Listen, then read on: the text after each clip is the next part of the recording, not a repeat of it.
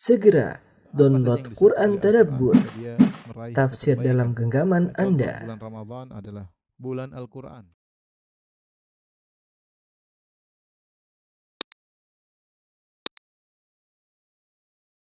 Assalamualaikum warahmatullahi wabarakatuh.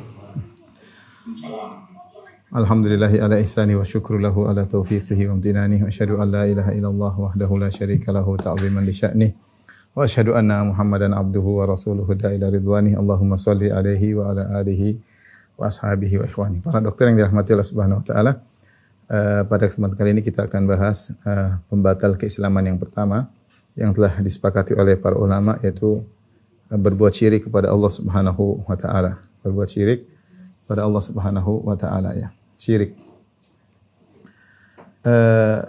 Syirik, asyirku billah, berbuat syirik kepada Allah, ya. Maknanya adalah taswiyatu ghairillah billah fima huwa min khasaisillah. Apa definisi syirik?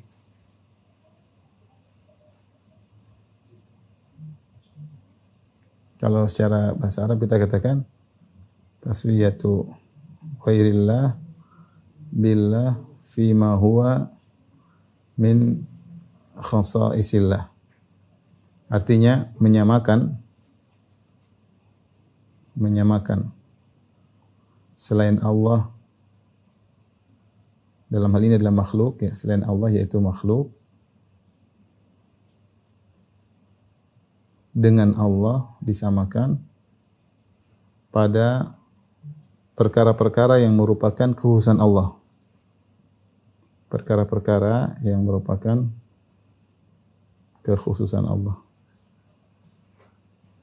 Itulah arti daripada kesyirikan. Itu kita menyamakan selain Allah dengan Allah, ya, dalam banyak hal. Dalam masalah peribadatan kita menyembah Allah dan juga menyembah selain Allah. Dalam hal misalnya pengaturan, kita bilang Allah mengatur alam semesta dan ada makhluk juga yang mengatur alam semesta, maka itu namanya syirik. Intinya menyamakan selain Allah dengan Allah pada perkara-perkara yang merupakan kekhususan Allah Subhanahu wa taala. Siapa yang melakukannya maka dia terjerumus dalam kesyirikan. Allah Subhanahu wa taala berfirman tentang perkataan orang-orang kafir di hari kiamat. Mereka berkata, "Tallahi in kunna lafi dhalalim mubin." Lafi dhalalim mubin idh nusawwikum birabbil alamin.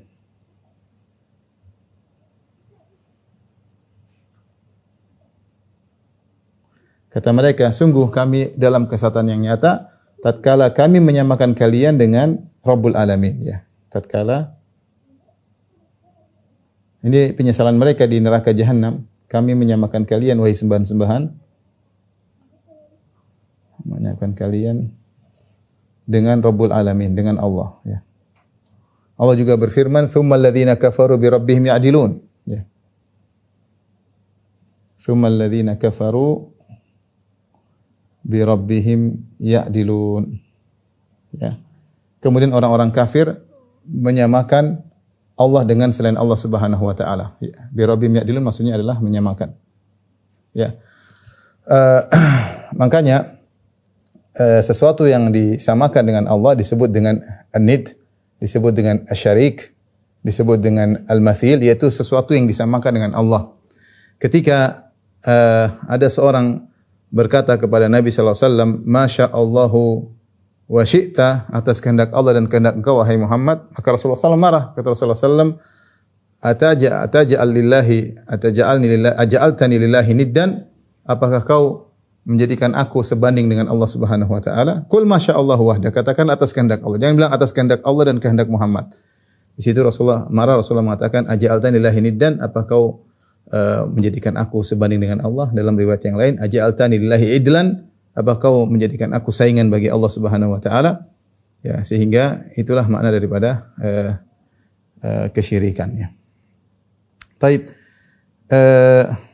Sebelum kita bahas tentang macam-macam syirik, kita ingin jelaskan bahwa syirik adalah sangat berbahaya, ya. Syirik itu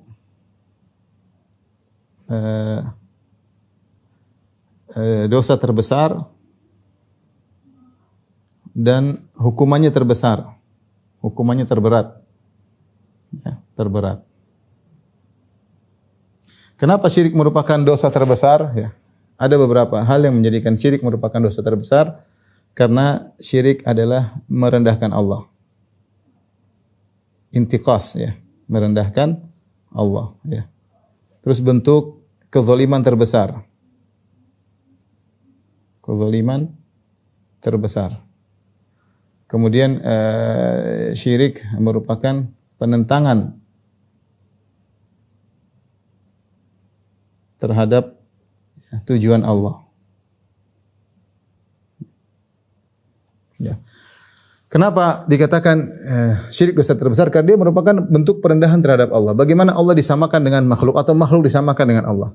Kalau Allah disamakan dengan makhluk atau makhluk disamakan dengan Allah, berarti Allah turun level. Allah turun level, ya.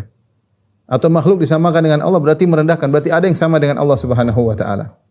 Itu maka merupakan kesyirikan. Contoh seperti seorang menyembah kepada selain Allah, menyembah kepada hewan, menyembah kepada nabi, ya. Kenapa hewan disembah? Kenapa pohon disembah? Kenapa nabi disembah? Ini adalah bentuk perendahan terhadap Allah. Karena seakan-akan bukan hanya Allah yang berhak disembah, makhluk juga berhak untuk disembah. Ya, dan ini merupakan perendahan terhadap Allah Subhanahu wa taala, ya. Perendahan terhadap Allah Subhanahu wa taala. Segala bentuk kesyirikan merupakan bentuk perendahan terhadap Allah Subhanahu wa taala. Makanya saya sampaikan merupakan kehinaan bagi orang-orang liberal yang menyatakan bahwasanya semua agama adalah sama, karena itu berkonsekuensi menyatakan bahwasanya penyembahan terhadap Rabbul Alamin, pencipta alam semesta, mau disamakan dengan penyembahan terhadap sapi, terhadap nabi, terhadap hewan, terhadap monyet, terhadap pohon, terhadap batu, ya, terhadap matahari, terhadap rembulan. Seluruhnya ini sapi, hewan, nabi, rembulan, matahari, batu, semuanya makhluk. Bagaimana kemudian kita menyamakan penyembahan terhadap pencipta alam semesta, Al-Khaliq, mau disamakan dengan penyembahan terhadap makhluk-makhluk, ya. Maka itu syirik adalah bentuk perendahan atau merendahkan Allah Subhanahu wa taala. Kemudian dia merupakan kezaliman terbesar. Allah Subhanahu wa taala berfirman, "Inna syirka la dzulmun azim."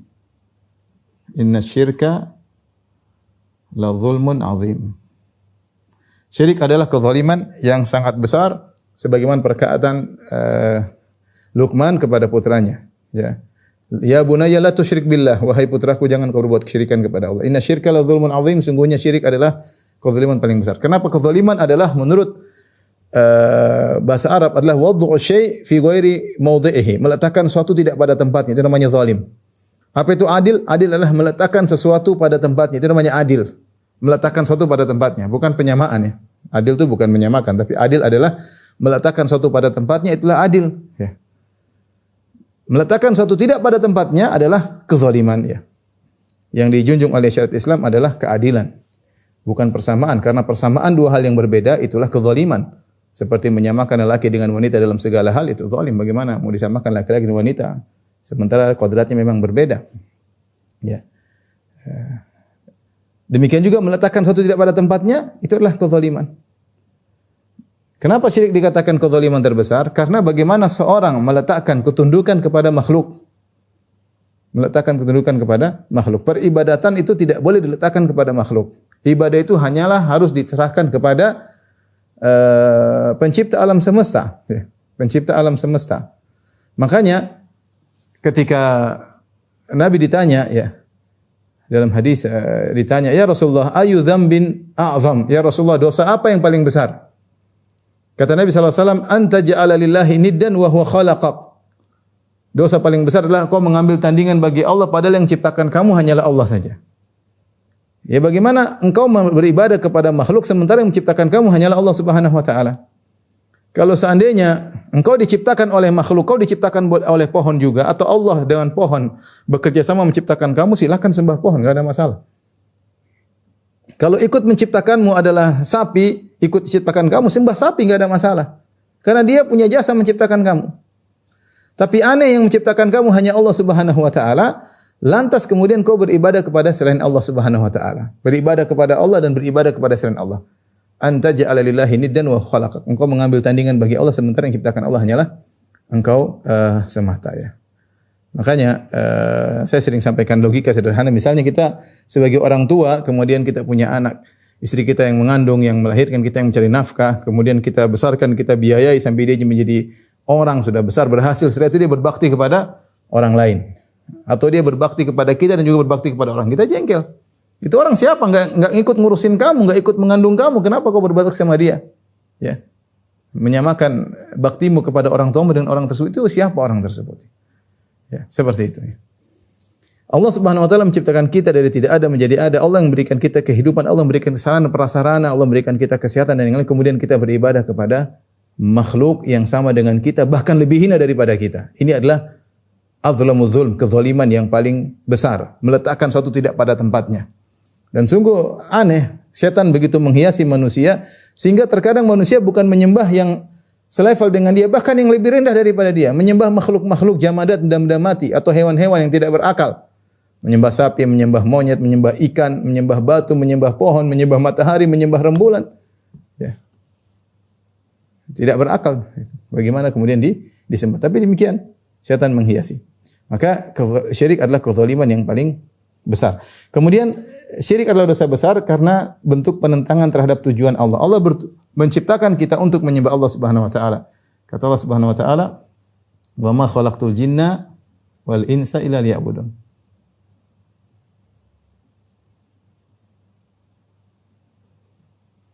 Tidaklah aku menciptakan jin dan manusia kecuali untuk beribadah kepadaku. Ternyata itu tujuan Allah menciptakan kita. Ternyata kita malah kita beribadah kepada selain Allah Subhanahu wa taala, ya.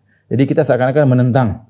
Allah bilang jangan kau beribadah kecuali padaku, ternyata kita beribadah waliyadzubillah kepada selain Allah Subhanahu wa taala. Maka jadilah dosa syirik adalah dosa terbesar dan dia semuanya terkait dengan hak istimewa Allah Subhanahu wa taala.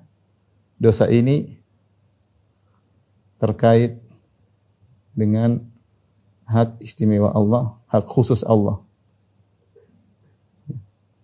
Ya, yaitu hanya Allah yang berhak disembah, kita malah menyembah kepada selain Allah Subhanahu wa taala. Adapun dosa-dosa yang lain seperti membunuh, berzina, semua berkaitan dengan hak hamba, bukan hak Tuhan. Semua berkaitan dengan hak hamba. Ya, kita membunuh orang, durhaka kepada orang tua, berzina dengan orang lain. Ini pada dasarnya berkaitan dengan hak hamba, ya. Tapi ketika seorang beribadah kepada selain Allah, berarti dia melanggar hak utama Allah Subhanahu wa taala. Jadi syirik adalah dosa terbesar. Selain dia dosa terbesar, dia juga memiliki hukuman terberat, ya. Syirik adalah memiliki hukuman terberat. Di antara hukuman syirik yang pertama adalah jika meninggal dalam kesyirikan, kekal dalam neraka.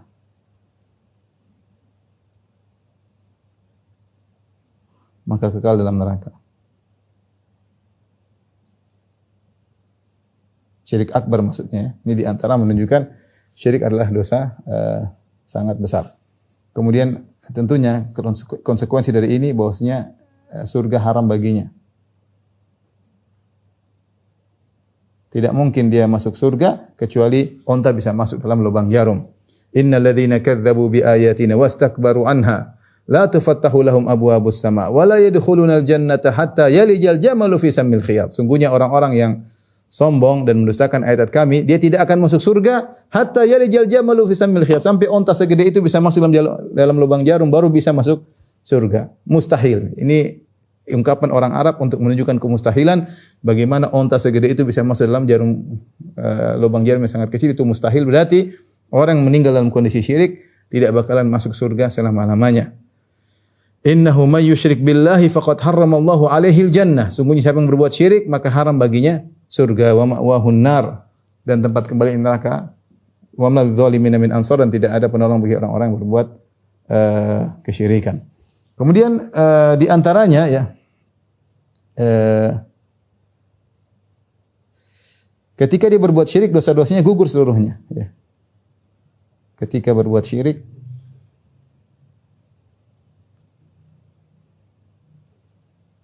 dosa-dosanya gugur seluruhnya. Misalnya ada seorang berbuat amal soleh selama 60 tahun. Dia haji, dia umrah, berbakti kepada orang tua. Di penghujung hayatnya, kemudian dia berbuat kesyirikan, menyembelih kepada selain Allah misalnya. atau kemudian dia bernadar untuk selain Allah Subhanahu wa taala misalnya. Atau dia percaya kepada dukun bisa meramal masa depan misalnya ya. Intinya terjerumus dalam syirik akbar. Maka seluruh amalannya gugur ketika itu ya. Dan ini adalah hal yang sangat merugikan. Amal yang dia kerjakan selama 60 tahun gugur seketika itu pula. Namun permasalahan ini ada khilaf di kalangan para ulama, saya akan jelaskan sekarang insyaallah taala. Ini masalah khilaf ya. Antara mazhab Syafi'i dengan mazhab Maliki ya. Akan saya jelaskan setelah ini. Hah?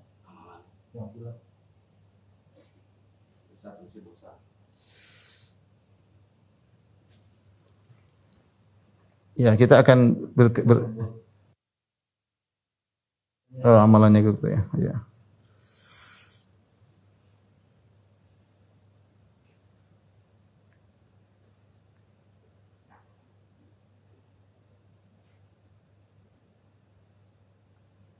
Amalan-amalannya gugur seluruhnya. Taib ini ada khilaf di kalangan para ulama ya. Saya akan jelaskan insyaallah taala. Baik, jika seorang berbuat syirik, terjerumus dalam syirik akbar,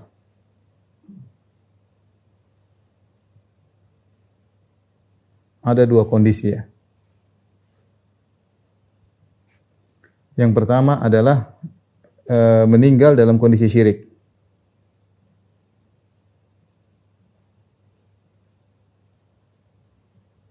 Jika meninggal dalam kondisi syirik, sepakat ulama ijma seluruh amalannya gugur. Amalannya gugur, amalan solehnya maksudnya gugur. Allah berfirman, la in asyrakta la yahbatanna amaluk. La yahbatanna amaluk. Jika kau berbuat syirik, maka gugur seluruh amalanmu. Allah berkata kepada Nabi, wa laqad uhiya ilaika wa ilal ladzina min qablik. Sungguh telah diwahyukan kepada engkau wahai Muhammad dan diwahyukan kepada nabi-nabi sebelum engkau, la in asyrakta, kalau kau berbuat kesyirikan, la yahbatanna amaluk, maka akan gugur seluruh amalanmu. Jika kau syirik, akan gugur amalan. Seluruh amalan. Tapi kondisi kedua, ya, dia syirik, lalu bertobat. Ya. Apakah amalnya gugur? Amalnya tetap gugur. Maka ini ada khilaf di kalangan para ulama ya. Jadi kalau dia meninggal dalam kondisi syirik selesai, semua sepakat bahwasanya dia amalnya gugur. Tapi kalau dia misalnya dia berbuat syirik, kemudian dia berbuat syirik selama 2 tahun, kemudian dia sadar, dia kembali lagi kepada Islam. Nah, apakah amalnya gugur atau kembali lagi? Ini ada khilaf di kalangan para ulama. Secara umum ada 2 pendapat.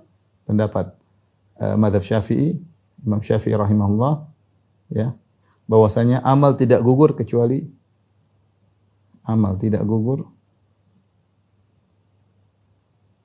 meninggal dalam kondisi tidak bertobat.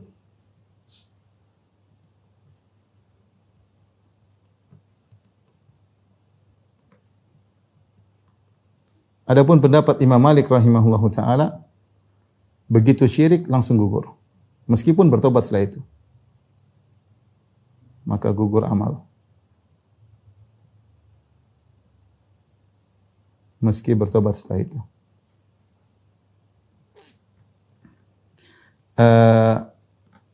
Contoh sederhana. Jadi ada seorang, dia ketika masih Islam, dia berhaji. Berhaji sekali, haji Islam, haji 2 kali, haji 3 kali. Kemudian ketika umur 30 tahun, dia murtad misalnya. Dia murtad selama 2 tahun. Masuk Nasrani atau masuk Yahudi, Hindu atau Buddha, dia murtad selama 2 tahun. Kemudian pada umur 32, dia sadar lagi, masuk Islam kembali. Nah, apakah kita mengatakan dia wajib untuk haji lagi karena haji sebelumnya sudah gugur, atau kita mengatakan kamu tidak wajib lagi haji karena hajimu yang kau lakukan di masa Islammu tidak gugur? Kenapa? Karena kau meninggal tidak dalam kondisi musyrik. Seandainya kau meninggal dalam kondisi musyrik, maka sepakat ulama hajimu yang pernah kau lakukan di masa Islammu itu gugur. Tetapi ketika kau bertobat dari murtadmu, kau murtad, kemudian kau bertobat, ya, apakah amal soleh yang pernah kau kerjakan selama ini gugur atau tidak? Makin ada khilaf. Menurut mazhab Syafi'i tidak gugur. Ya, menurut mazhab Syafi'i tidak gugur. Kenapa? Karena Imam Syafi'i membawa yang mutlak kepada yang muqayyad. Karena ada firman Allah Subhanahu wa taala, "Wa may yartadid minkum." Kata Allah Subhanahu wa taala, "Wa may yartadid minkum an dinihi fayamut wa huwa kafir fa ulaika habitat a'maluhum."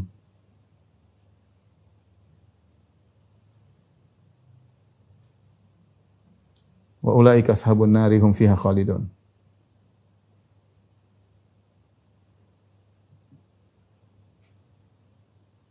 Hum fiha khalidun. Tapi Imam Syafi'i mengatakan, yang amalnya gugur ketika berbuat syirik adalah yang meninggal dalam kondisi musyrik. Kata Allah, "Wa may yartadid minkum an dinihi." Siapa yang murtad dari agamanya, fayamut wa huwa kafir. Kemudian dia meninggal dalam kondisi kafir.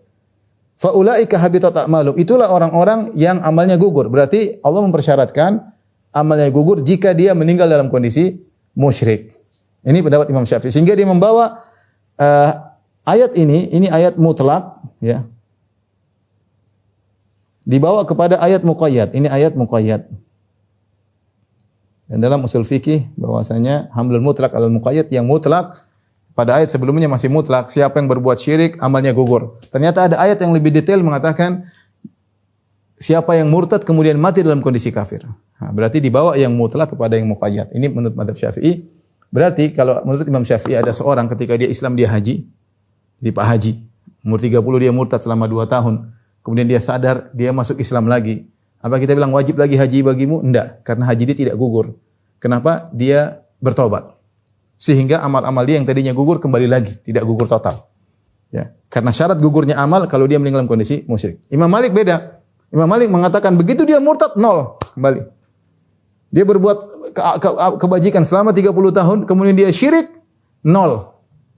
Ketika dia Islam lagi 2 tahun kemudian, maka dia harus haji ulang karena amal dia seluruhnya hilang. Ini pendapat Imam Malik rahimahullah. Ini berbeda antara guru dengan murid. Imam Malik guru Imam Syafi'i, murid Imam Syafi'i. Mana yang lebih kuat? Allah alam bisawab. Imam Malik punya sisi pendapat, dia mengatakan ayat yang dijadikan oleh Imam Syafi'i ini bahwasanya berkaitan dengan orang yang kekal dalam neraka. Wa may yartadid an dinihi fayamut wa huwa kafir fa ulaika habitat a'maluhum fid dunya wal akhirah wa ulaika ashabun nari hum fiha khalidun. Barang siapa yang murtad kemudian meninggal dalam kondisi kafir, mereka orang-orang yang gugur amalannya di dunia dan akhirat dan mereka adalah penghuni neraka jahanam kekal dalam neraka. Ayat ini dikatakan berkaitan dengan orang yang kekal dalam neraka. Tapi kalau orang yang taubat tetap saja amalannya gugur, ya, sehingga khilaf di kalangan para ulama. Allah alam bisawab. Pendapat Imam Syafi'i cukup kuat, namun ini khilaf di kalangan ulama. Intinya di antara bahayanya syirik yang ingin saya sampaikan, orang yang melakukan syirik amalannya gugur seluruhnya. Berbeda dengan dosa yang lain. Kalau orang berbuat zina, tidak menggugurkan amal yang lain. Seorang makan riba, tidak menggugurkan amalan yang lain. Seorang membunuh orang lain, dia tidak menggugurkan amal yang nanti ditimbang oleh Allah pada hari kiamat kelak. Seorang berdurhaka kepada orang tuanya, dia melakukan dosa, tapi tidak menggugurkan amal yang lain. Tapi kalau syirik, menggugurkan amal yang lain. Seluruhnya total. Ya, seluruhnya total akan gugur. Ini menunjukkan tentang bahayanya dosa kesyirikan karena akan menggugurkan amal soleh.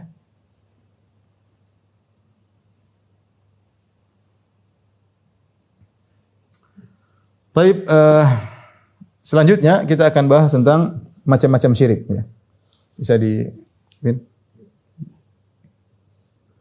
Seorang bertobat dari syirik maka dia harus mengulangi syahadatnya karena dia telah melakukan pembatal keislaman. Ya. Dia melakukan batal Islam maka dia harus mengulangi syahadatnya untuk menunjukkan dia masuk Islam kembali. Ya.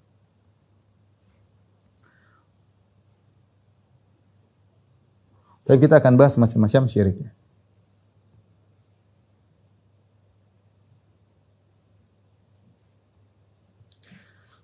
Syirik ada 2, secara umum ada syirik akbar, ya. Ada syirik asgar.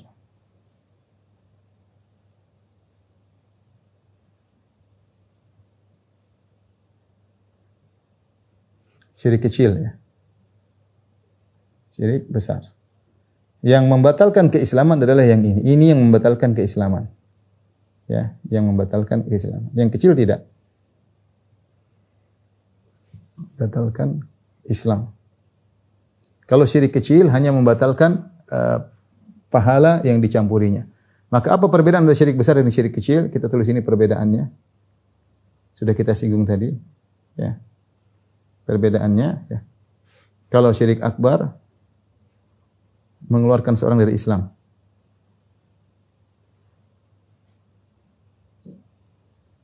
Kalau syirik kecil tidak mengeluarkan. Syirik akbar kekal di neraka. Syirik asghar tidak. Dia seperti dosa besar yang lain.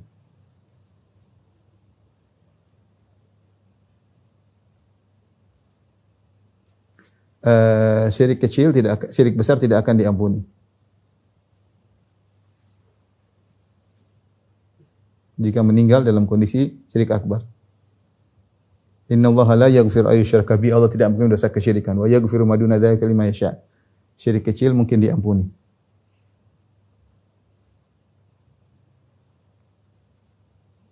Jadi makanya kalau ada seorang meninggal dunia dalam kondisi berzina, saya lagi berzina meninggal dunia. Kita bilang apakah dia pasti masuk neraka? Kita bilang enggak.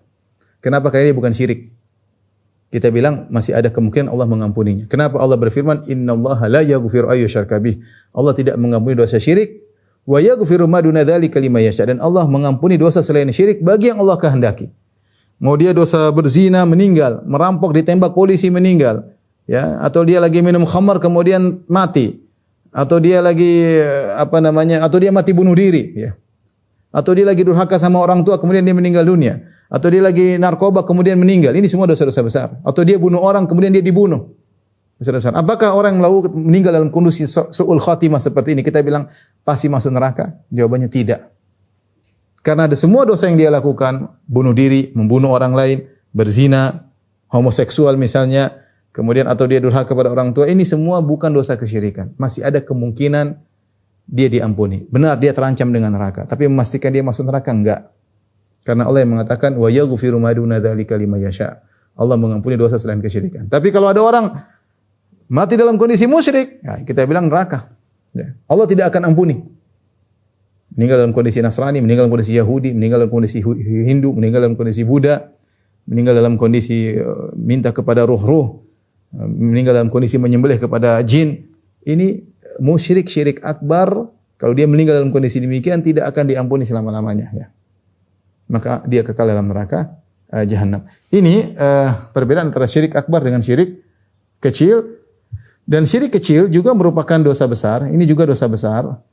Jangan disangka dosa kecil. Ini juga dosa besar. Hanya disebut dengan kecil untuk membedakan antara ini tidak mengeluarkan seorang dari Islam, adapun syirik akbar mengeluarkan seorang dari Islam. Secara umum syirik ada dua, syirik akbar dan syirik asghar. Syirik akbar inilah yang kita bahas membatalkan keislaman seorang, adapun syirik kecil tentunya tidak. Nah, apa saja macam-macam syirik akbar kita akan bahasnya.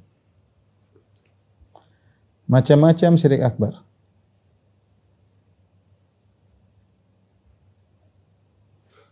Ikhwan dan akhwat yang dirahmati Allah Subhanahu wa taala, para pemirsa, para dokter yang dirahmati Allah Subhanahu wa taala.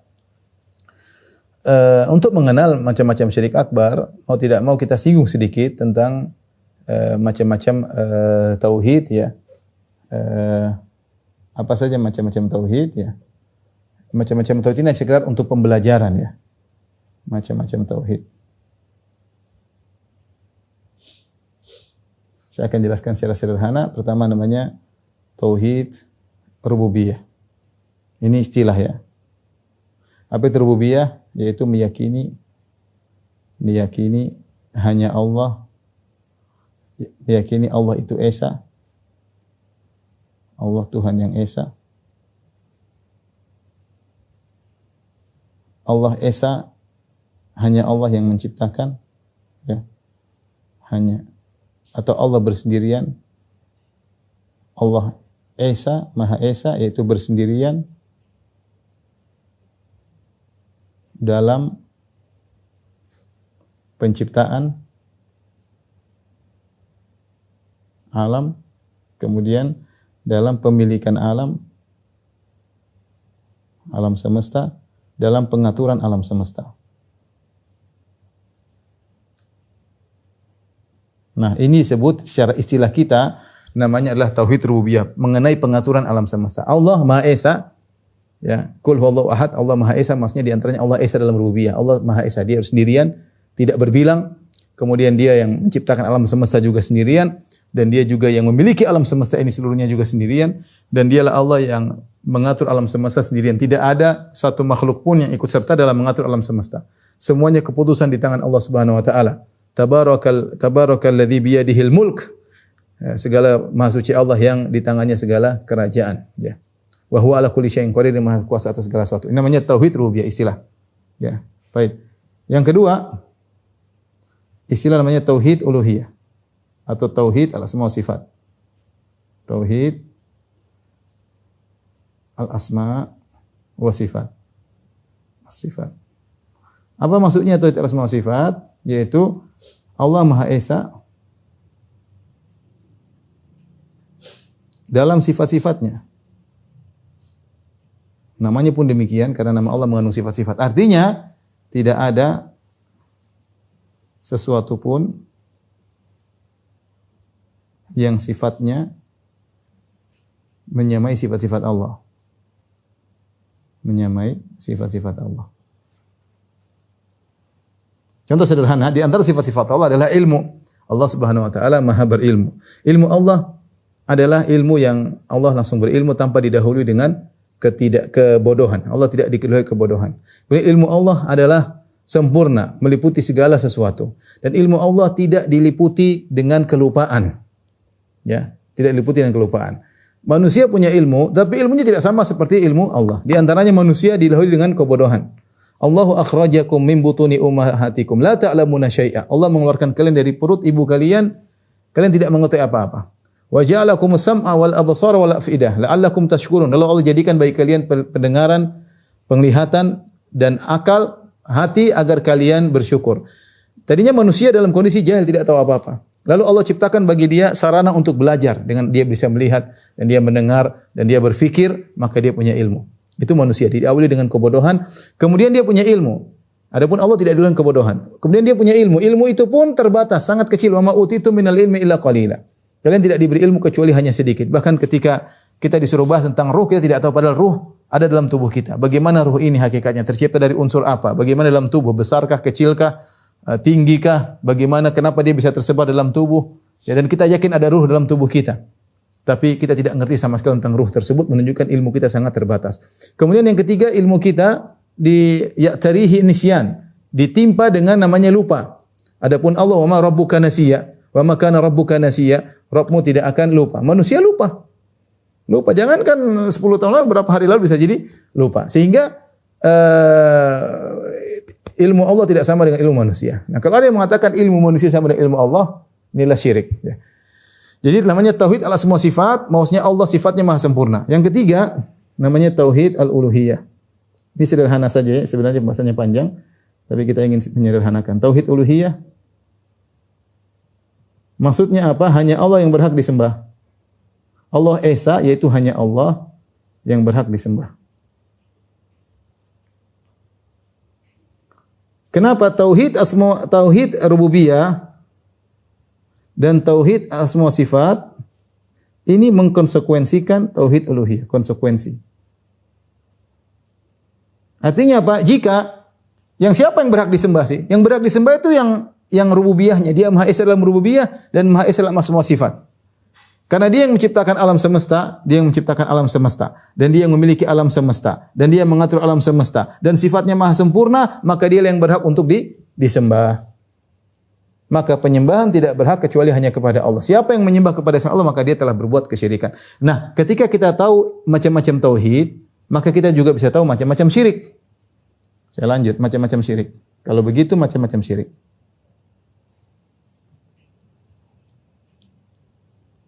Macam-macam syirik juga kita bisa bagi menjadi 3, ya. Perhatikan, pertama, syirik terkait tauhid rububiyah.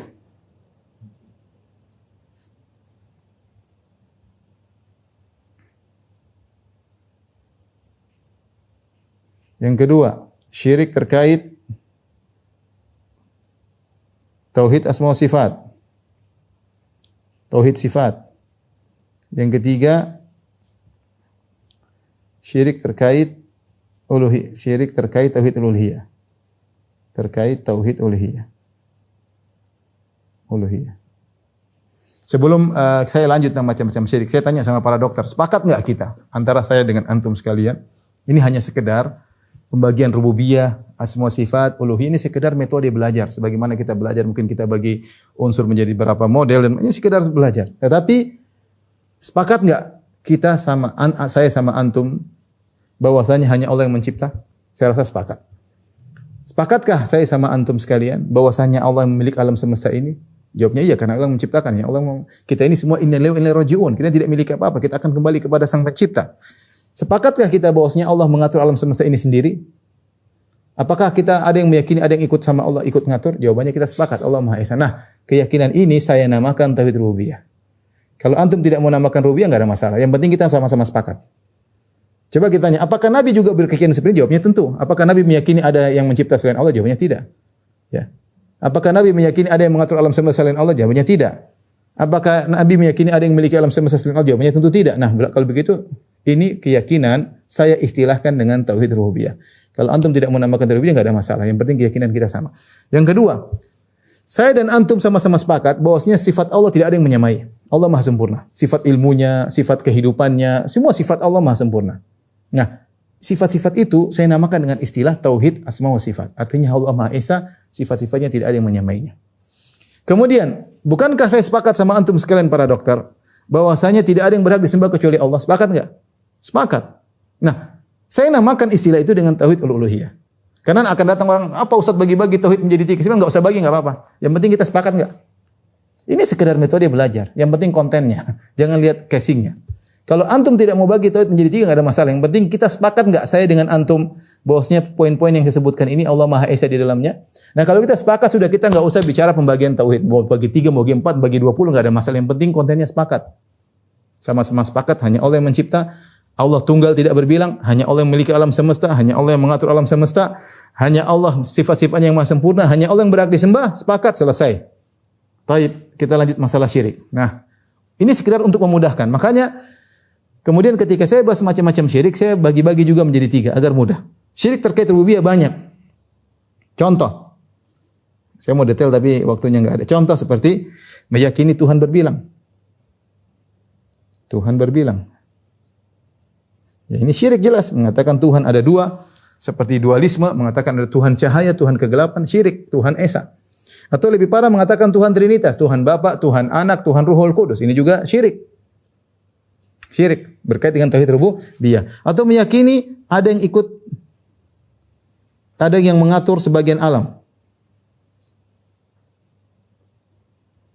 Seperti keyakinan bahwasanya Nyi Roro Kidul mengatur pantai selatan, syirik. Kita bilang enggak, Allah tidak pernah beri hak otonomi kepada Nyi Roro Kidul untuk mengatur pantai selatan. Semua yang mengatur Allah Subhanahu wa taala. Siapa yang meyakini Nyi Roro Kidul diberi hak otonomi mengatur pantai selatan, syirik kepada Allah Subhanahu wa taala. Atau meyakini ada jin tertentu yang mengatur gunung Merapi. Kalau dia tidak izinkan tidak akan meledak, syirik. Ya. Yang mengatur semuanya Allah Subhanahu wa taala. Ya. Yang mengatur semuanya Allah Subhanahu wa taala, ya. Bahkan malaikat-malaikat yang Allah tugaskan menjalankan hujan, menjalankan angin, semua yang atur Allah. Mencabut nyawa, malaikat kan ada mencabut nyawa? Ada. Tapi apa kita boleh mengatakan, wahai malaikat mencabut nyawa, jangan cabut nyawa saya? Enggak boleh. Kalau kita minta panjang umur agar diberkahi, minta sama Allah, bukan minta kepada malaikat pencabut nyawa. Dia hanya ditugasi oleh Allah. Jadi yang mengatur seluruhnya Allah Subhanahu wa taala. Siapa yang meyakini ada yang diberi hak otonomi untuk mengatur alam semesta, maka dia musyrik. Sama seperti keyakinan sebagian sufiyah mengatakan bahwasanya ada namanya wali yang diberi kun. Seperti ada yang wali dikatakan kalau dia mengatakan kun seperti keyakinan sebagian orang terhadap Syekh Abdul Qadir Jailani. Syekh Abdul Qadir Jailani rahimahullah seorang alim, ulama besar, ulama ahlu sunnah. Tapi sebagian orang berlebih-lebihan kepada dia. Sehingga mereka mengatakan dalam buku Jawahirul Ma'ani bahwasanya Syekh Abdul Qadir Jailani telah diberi kun oleh Allah. Sehingga kalau dia bilang kun fayakun. Subhanallah. Nabi Muhammad SAW tidak diberi kun fayakun. Kalau Nabi diberi kun fayakun, Nabi Muhammad SAW, maka di perang Badar dia mengatakan, wahai Abu Jahal, jadilah kau lalat. Jadi lalat kun fayakun. Tapi tidak. Dalam perang Uhud Nabi terluka. Para sahabat meninggal banyak. Nabi tidak punya kun fayakun. Jadi meyakini bahwasanya ada wali mengatur alam semesta, ini kekufuran. Ini syirik terkait dengan tauhid rububiyah. Karena yang mengatur alam semesta hanyalah Allah Subhanahu wa taala. Contoh lagi, meyakini alam itu qadim, azali, alam azali bersama Allah. Ini keyakinan sebagian ahli filsafat. Jadi kalau kita umat Islam, Allah dulu sendirian, kana Allah wa lam yakun syai'un ghairahu. Dulu Allah sendirian, kemudian Allah ciptakan makhluk. Makhluk dari tidak ada menjadi ada. Datanglah sebagian ahli filsafat yang ini terpengaruh dari Aristoteles, kemudian Plato, kemudian mengalir kepada sebagian ahli filsafat yang bernisbah kepada Islam, yang meyakini bahwasanya alam semesta ini qadim azali bersama Allah. Jadi tidak ada namanya Allah dulu baru alam, enggak ada. Allah dan alam bersamaan. Allah dan alam bersamaan. Nah, ketika Allah dan alam bersamaan berarti alam tidak diciptakan oleh Allah bersamaan. Kalau diciptakan harusnya tidak ada menjadi ada. Namun mereka dengan syubhat akal yang terkena pada otak mereka, ini ada pembahasan yang khusus, sehingga mereka meyakini alam azali bersama Allah, sama-sama tidak didahului dengan ketiadaan. Nah, apa itu namanya azali? Azali itu tidak didahului dengan ketiadaan. Seperti Allah. Allah tidak didahului dengan tiada kemudian menjadi ada, tapi Allah sudah ada sejak zaman azali. Seluruh makhluk dari tiada menjadi ada. Nah, sebagian orang ahli filsafat mengatakan tidak. Alam semesta azali bersama keazalian Allah Subhanahu wa taala. Kok bisa demikian? Mereka punya syubhat. Tapi saya tidak ingin bahas syubhat mereka. Intinya ini adalah contoh syirik terkait dengan tauhid rububiyah. Ya. Taib. Syirik terkait dengan asma wa sifat, tauhid asma wa sifat seperti contoh musyabbihah, ya. Musyabbihah yang menyatakan sifat Allah sama seperti makhluk.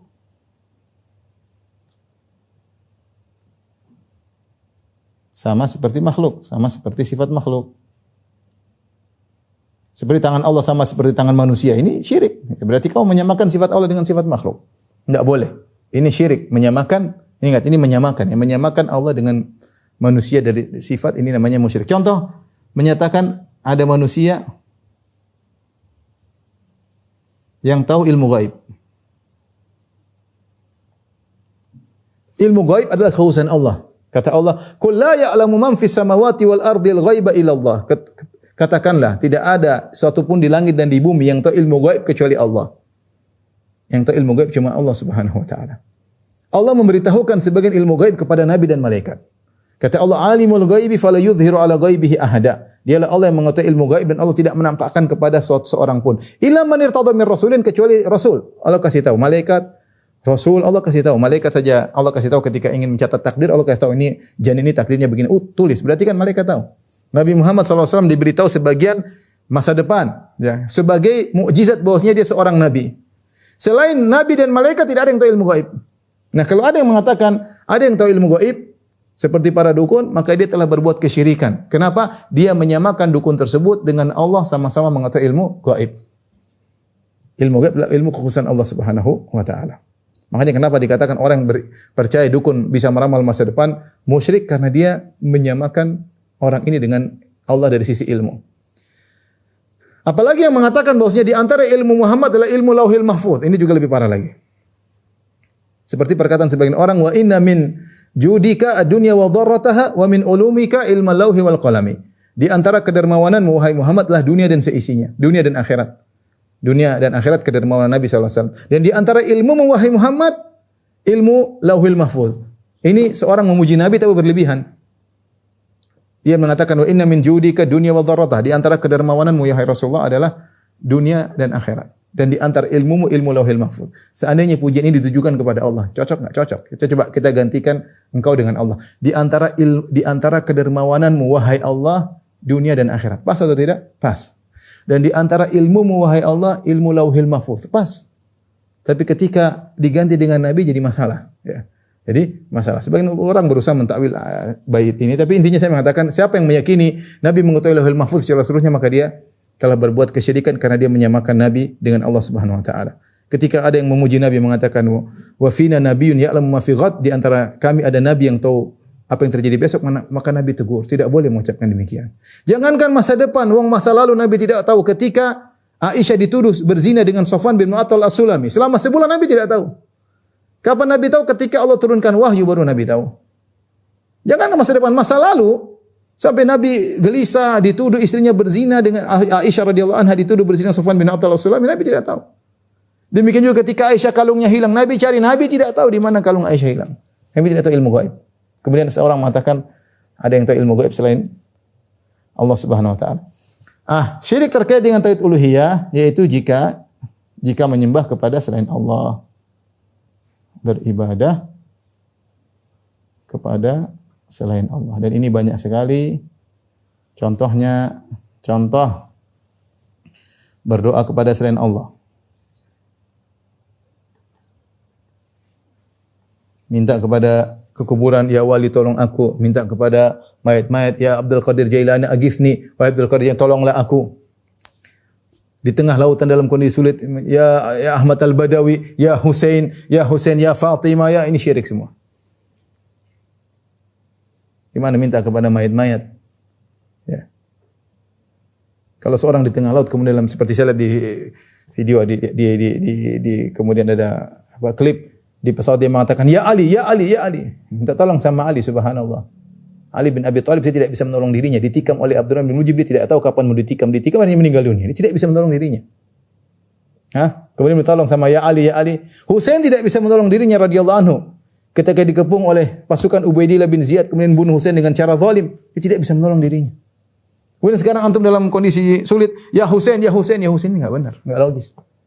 Dia bisa apa? Ini syirik kepada Allah Subhanahu wa taala. Harusnya ya Allah, ya Rabbi, ya Ilahi. Harusnya demikian. Ya Khaliqi, wahai penciptaku, wahai sembahanku, harusnya demikian. Bukan ya Ali, ya Husain, ya Ahmad Badawi, ya Abdul Qadir Jailani. Ini syirik. Seandainya seorang di tengah laut kemudian dia berdoa, ya Abdul Qadir Jailani tolonglah aku. Orang ini terkumpul pada dia banyak kesyirikan. Pertama syirik, dia berdoa kepada selain Allah. Syirik kedua, dia meyakini Abdul Qadir Jailani Maha mendengar. Kenapa? Dia di Laut Madura dia menyebut Abdul Qadir Jailani, berarti Abdul Qadir Jailani sudah meninggal lama, mungkin dikubur di Irak atau di Jazirah Arab, bisa mendengar perkataan dia, berarti Abdul Qadir Jailani Maha mendengar. Ya. Kemudian Maha mengetahui kapan saja dia berbicara, si mayat mendengar. Ini syirik terkumpul dalam orang tersebut.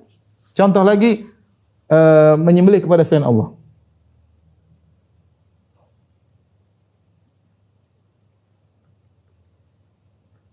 Ya, la'anallahu man dzabah li ghairillah. Allah melaknat orang yang menyembelih kepada selain Allah. Menyembelih adalah ibadah. Makanya kita ada namanya ibadah akikah, menyembelih kepada Allah Subhanahu wa taala. Kita ada namanya akidah hewan kurban, kita menyembelih kepada selain Allah Subhanahu wa taala. Kita namanya ada hadyu, ketika kita haji kita ada namanya hewan kita sembelih untuk Allah Subhanahu wa taala. Ini semua ada ibadah yang sangat agung, kata Allah fasholli rabbika wanhar.